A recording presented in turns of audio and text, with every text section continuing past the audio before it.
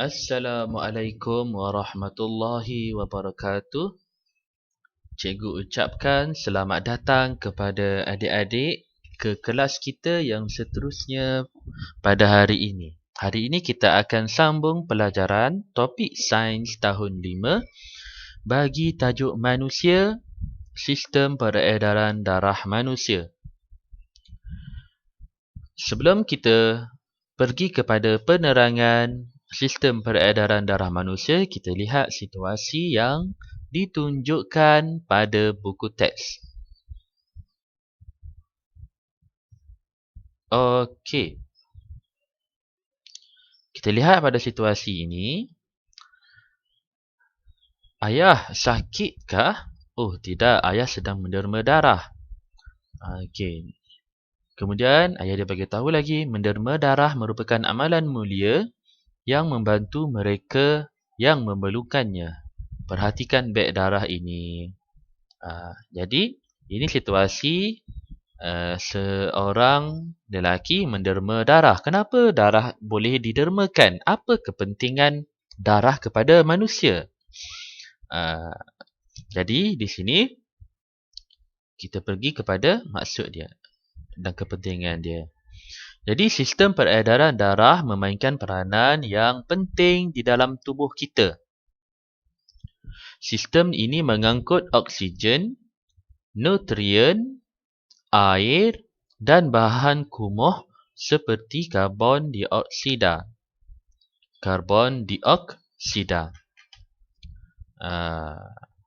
Jadi bahagian utama yang terlibat dalam sistem peredaran darah manusia ialah jantung, salur darah, dan peparu. Mari kita lihat fungsi bahagian utama yang terlibat dalam sistem peredaran darah. Pertama sekali adalah jantung. Apakah jantung? Jantung ialah organ yang mengepam darah ke peparu dan ke seluruh bahagian tubuh. Jadi, jantung ini adalah pam untuk mengepam darah ke peparu dan seluruh bahagian tubuh. Kerana darah kita ini adalah dalam bentuk cecair. Jadi, supaya darah boleh mengalir ke peparu dan juga mengalir ke bahagian tubuh lain, darah perlu dipam oleh organ yang dinamakan jantung. Jadi, setiap kali jantung kita berdegup, darah akan dipam masuk ke jantung dan dipam keluar dari jantung.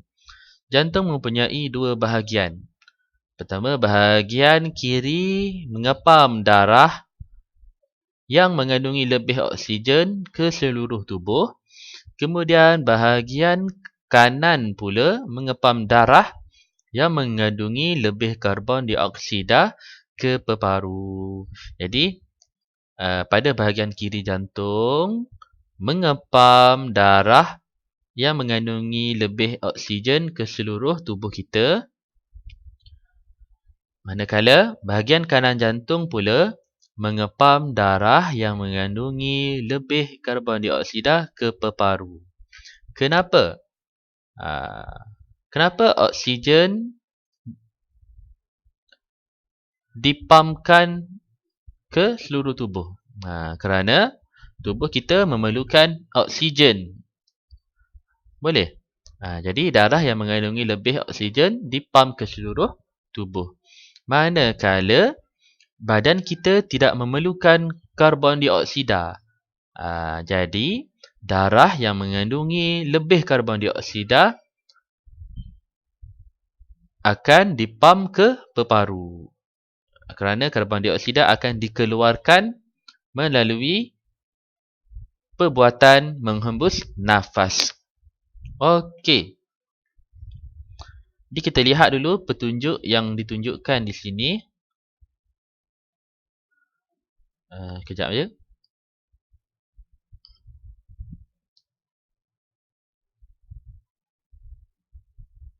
Okey. Jadi di sini darah yang mengandungi lebih oksigen diwarnakan dengan warna merah. Darah yang mengandungi lebih karbon dioksida diwarnakan dengan warna biru. Kalau warna merah, darah yang mengandungi lebih oksigen. Kalau warna biru, darah yang mengandungi lebih karbon dioksida. Kita lihat muka surat yang seterusnya. Okey, peparu. Okey, di sini kita dapat lihat bahagian yang terlibat dalam sistem peredaran darah manusia. Pertama, kita ada peparu. Apa itu peparu? Peparu ialah organ yang menjadi tempat pertukaran antara gas oksigen dengan gas karbon dioksida. Yang ini kita dah belajar semasa sistem pernafasan manusia, kan? Kemudian, salur darah pula. Okey, ini salur darah. Okey, tengok gambar salur darah. Okey, jadi salur darah ialah tiub laluan untuk darah mengalir. Salur darah mengangkut darah ke seluruh bahagian tubuh. Kemudian kita ada darah. Yang paling penting adalah mesti kena ada darah. Apa itu darah? Darah mengalir melalui rangkaian salur darah ke seluruh bahagian tubuh. Jadi darah mengangkut oksigen, nutrien, air dan bahan kumuh. Bahan kumuh seperti karbon dioksida disingkirkan di peparu. Jadi kita tahu darah ini adalah sebagai pengangkut. Darah mengangkut apa? Darah mengangkut oksigen. Darah mengangkut nutrien. Darah mengangkut air. Dan darah mengangkut bahan kumuh. Jadi bahan kumuh seperti karbon dioksida akan disingkirkan di peparu. Boleh? Manakala bahan seperti oksigen, nutrien dan air diangkut oleh darah ke seluruh tubuh. Okey, seterusnya kita tengok laluan peredaran darah manusia. Okey. Cikgu nak zoom out sekejap. Okey. Laluan peredaran darah manusia.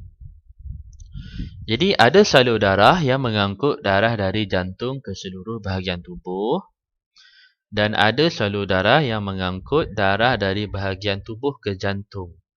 Bagaimanakah darah ini beredar di dalam tubuh kita? Kita lihat pada rajah yang ditunjukkan. Kita zoom balik.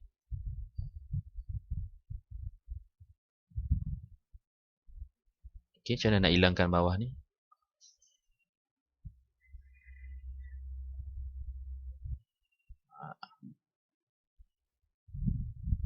Okey.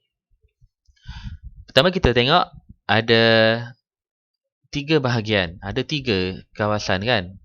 Pertama adalah bahagian peparu. Kedua adalah bahagian jantung. Ketiga adalah bahagian tubuh manusia.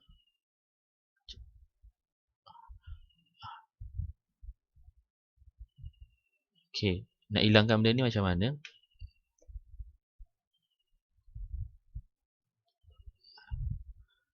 Okey, sekejap kita nak bagi nampak rajah ni. Okey. Okey, ada 3 bahagian, peparu, jantung dan tubuh manusia. Okey, kita mula dengan jantung.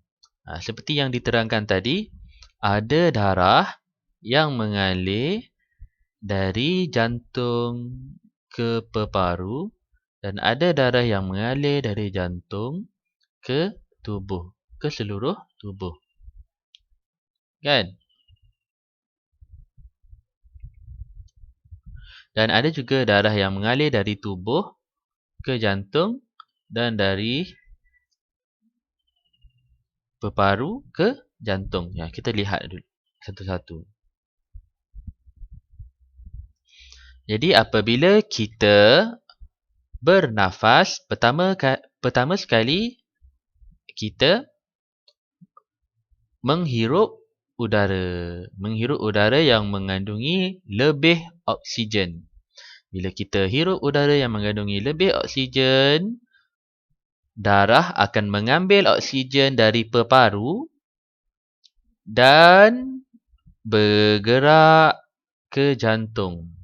Jadi, salur yang warna merah ini menunjukkan darah yang mengandungi lebih oksigen. Jadi, darah mengandungi lebih oksigen dari peparu. Oksigen dari mana? Daripada proses pernafasan kita. Okey, jadi darah lebih oksigen dari peparu akan mengalir ke jantung, masuk ke jantung. Kemudian dari jantung, jantung akan mengepam darah lebih oksigen keluar dan bergerak ke seluruh tubuh. Jadi di tubuh, oksigen akan digunakan untuk proses tubuh manusia lah. Okey, jadi apabila oksigen telah digunakan, tubuh akan menghasilkan bahan kumuh yang dipanggil karbon dioksida. Jadi karbon dioksida dari tubuh menyebabkan darah akan mengangkut darah lebih karbon dioksida. Boleh? Sebab oksigen telah digunakan oleh tubuh dan bahan kumuh yang terhasil adalah karbon dioksida. Jadi karbon dioksida yang dihasilkan ini diangkut oleh darah kembali ke jantung. Boleh? Daripada jantung, ini adalah yang biru ini adalah darah lebih karbon dioksida. Jadi daripada jantung, darah lebih karbon dioksida ini akan dipam semula ke peparu. Apabila darah lebih karbon dioksida dipam semula ke peparu, karbon dioksida akan dikeluarkan dari peparu ke persekitaran di luar tubuh kita semasa proses menghembus nafas. Jadi, begitulah sistem peredaran darah kita berulang. Jadi, adik-adik kena lihat betul-betul pergerakan anak panah ini dan berdasarkan petunjuk yang menunjukkan merah ini adalah darah lebih oksigen, biru pula adalah darah lebih karbon dioksida. Boleh? Jadi, sistem peredaran darah ini sangat berkait rapat dengan sistem pernafasan kita. Okey. Kita pergi kepada seterusnya. Ini penerangan dia. Cikgu, kita baca sama-sama nak lebih faham. Jadi, sistem peredaran darah manusia bermula apabila kita menarik nafas, udara yang mengandungi lebih oksigen memasuki peparu dan diserap ke dalam salur darah. Jadi, udara masuk melalui trakea ke peparu. Okey. Dan oksigen dari peparu diserap masuk ke dalam salur darah, menyebabkan darah mengandungi lebih oksigen. Okey. Jadi, darah ini dikenali sebagai darah lebih oksigen. Diwakili dengan warna merah. Jadi, darah lebih oksigen masuk ke jantung, kan?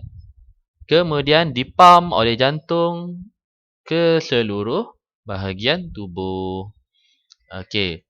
Setelah tubuh manusia menggunakan oksigen, karbon dioksida terhasil dan diserap ke dalam darah. Jadi, apabila tubuh kita menggunakan oksigen, okey, karbon dioksida pula akan dihasilkan sebagai bahan kumuh. Jadi, karbon dioksida ini akan diserap masuk ke dalam salur darah dan dibawa semula ke jantung. Boleh? Jadi daripada jantung, darah lebih karbon dioksida ini akan dipam semula ke peparu. Boleh? Jadi, dari jantung, darah lebih karbon dioksida ini akan dipam ke peparu dan peparu akan menyingkirkan karbon dioksida ketika kita menghembus nafas. Sama seperti yang cikgu terangkan pada muka surat sebelum tadi kan. Jadi proses ini berulang setiap kali kita bernafas. Okey, aktiviti RIA, melakar laluan peredaran darah. Nak melakar ni senang sahaja. Kita lihat dulu bahan yang diperlukan. Komputer, capaian internet, pencetak, gunting, gam, penyedut minuman berwarna merah, penyedut minuman berwarna biru, kad manila dan kertas berwarna. Langkah-langkah. Okey, untuk alat dan bahan ni, kalau adik-adik tak ada pencetak, kan, tak ada internet, adik-adik tak perlu cetak gambar-gambar ni. Adik-adik boleh lakar berdasarkan muka surat yang sebelum ni lah. Boleh lakar je, boleh lukis sahaja gambar ni kan. Okey, jadi kita lihat dulu langkah pertama, cari gambar peparu, jantung dan tubuh manusia melalui internet. Cetak dan guntingkan gambar-gambar tersebut. Kalau tak boleh cetak, adik-adik boleh lukis dan lakarkan gambar peparu, jantung dan tubuh manusia. Langkah kedua, tampalkan kesemua gambar pada kad manila. Secara bergilir, tampalkan penyedut minuman berwarna merah untuk mewakili laluan darah lebih oksigen dari peparu ke jantung dan laluan darah lebih oksigen yang dipam dari jantung ke tubuh manusia. Langkah ketiga, kemudian tampalkan penyedut minuman berwarna biru untuk mewakili laluan darah lebih karbon dioksida yang dihasilkan oleh tubuh ke jantung dan laluan darah lebih karbon dioksida yang dipam oleh jantung ke peparu. Langkah keempat, lukiskan bentuk anak panah pada kertas berwarna dan guntingkan. Tampalkan anak panah di atas penyedut minuman untuk mewakili arah aliran darah. Jadi, kalau straw berwarna ni, kalau tak ada, lukis sahaja. Kan? Lukis sahaja seperti gambar rajah muka surat 30 ini. Boleh lakar sahaja. Kalau tak boleh, nak cetak gambar kan. Jadi cikgu rasa itu sahaja untuk hari ini. Okey, jadi last kali lupa. Cikgu lupa. Okey, kemudian bila dah siap, adik-adik boleh snap gambar dan hantarkan hasil kerja kepada grup Telegram subjek sains untuk kelas kita. Okey, kemudian adik-adik boleh jawab soalan yang diberikan ini di dalam buku tulis sains. Okey, jadi aktiviti ni buat dalam buku tulis sains jugalah. Dan jawab juga soalan. Apa soalan dia? Berdasarkan aktiviti di atas, jelaskan laluan bagi darah lebih oksigen. Jadi terangkan laluan bagi darah lebih oksigen dari mana ke mana? Adakah dari jantung ke peparu ataupun dari peparu pergi ke jantung ke? Cuba terangkan. Okey, B. Laluan bagi darah lebih karbon dioksida. Terangkan juga. Okey, seterusnya adalah kepentingan sistem peredaran darah manusia. Jadi untuk yang ini, kita akan sambung pada kelas yang seterusnya. Okey, kita berhenti sampai aktiviti tadi. Okey, jadi itu sahaja pembelajaran kita pada hari ini tentang sistem peredaran darah manusia. Cikgu harap adik-adik boleh memahami pembelajaran kita pada hari ini. Sekiranya adik-adik rasa tak faham, adik-adik boleh ulang menonton video ini sampailah faham. Okey, jadi itu sahaja. Assalamualaikum warahmatullahi wabarakatuh.